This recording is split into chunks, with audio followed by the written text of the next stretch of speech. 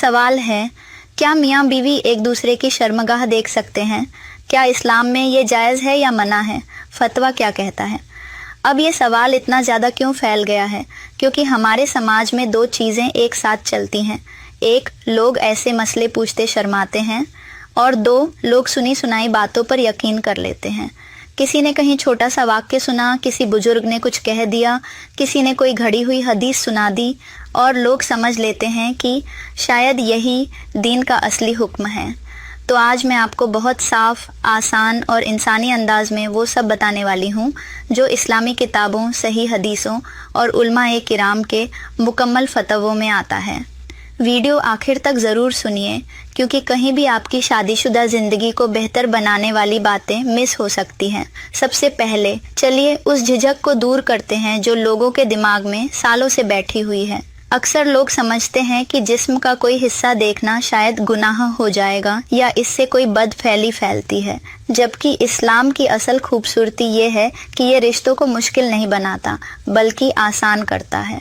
कुरान करीम में अल्लाह ताला ने मियाँ बीवी को एक दूसरे का लिबास कहा है, यानी कपड़ा, ओट, सुकून और ठंडक। लिबास वो होता है जो इंसान के सबसे करीब होता है। उससे बढ़कर कोई चीज़ इंसानी जिस्म को नहीं छूती।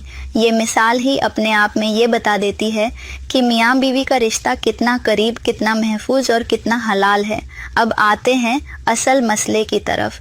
बहुत से लोग पूछते हैं कि क्या शर्मगाह को देखना मना है? क्या ये हराम है?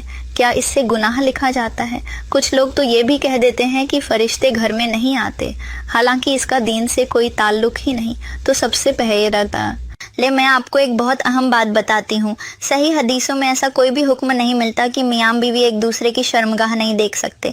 कोई भी सही सनद वाली हदीस इस बात पर मना नहीं करती। हमारे मजहब के बड़े बड़े उलमा ने इस मसले पर साफ फतवे दिए हैं कि मियाँ बीवी के लिए एक दूसरे की हर चीज़ जायज़ है, सिवाय उन चीज़ों के जिन्हें शरिया ने साफ तौर पर मना किया है। इसका मतलब क्या है?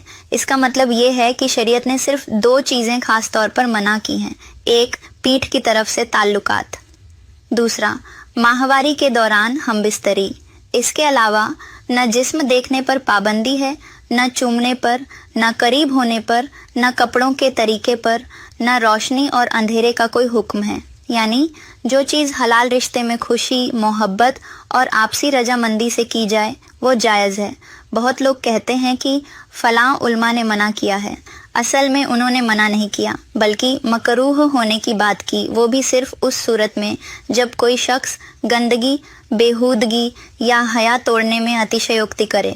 लेकिन जिस्म को देखना अपने आप में मना नहीं है। अब दीन की नज़र से बात थोड़ी और गहराई में समझाते हैं। हम सब जानते हैं कि इस्लाम के अंदर हया एक बहुत बड़ा हिस्सा है, लेकिन ये हया कहाँ लागू होती है? गैर महरम के साथ, गली के लोगों के साथ, अपरिचित लोगों के सामने। लेकिन मियाँ बीवी के बीच हया का मतलब झिझक नहीं है, बल्कि मोहब्बत, नरमी और इज्जत है। शर्म नहीं, बल्कि पवित्रता है। दूरी नहीं, बल्कि करीबी है। दबे दबे लहजे में रहने का नाम नहीं, बल्कि भरोसे और इत्मीनान का नाम है। अब बहुत लोगों का अगला सवाल आता है, अगर देखना जायज़ है तो फिर कुछ उलमा ने क्यों कहा कि पसंदीदा नहीं है? देखिए, दीन की हिकमत ये है कि कुछ चीज़ें इंसान की फितरत के हिसाब से बताई जाती हैं। कुछ लोग ऐसी चीज़ों से शर्म महसूस करते हैं या असहज होते हैं। तो उलमा कहते हैं कि अगर कोई इंसान चाहे कि उसकी बीवी या उसका पति उसकी कुछ प्राइवेसी का लिहाज करे, तो ये दोनों की पसंद का मसला है, दीन का हुक्म नहीं। ओक नहीं। अब मैं आपका एक और बड़ा वहम दूर करती हूँ। कुछ लोग कहते हैं कि शर्मगाह देखने से मोहब्बत कमी हो जाती है, लेकिन भाई, मोहब्बत जिस्म से नहीं, दिल से होती है। और जिन दो लोगों को एक दूसरे का सबसे करीब बनाया गया है, वो अगर एक दूसरे को देख भी लें तो इससे रिश्ते में गुनाह कैसे पैदा हो सकता है? नबी ने ये नहीं कहा कि मत देखो, बल्कि उन्होंने हरम और हलाल के दायरे साफ बता दिए।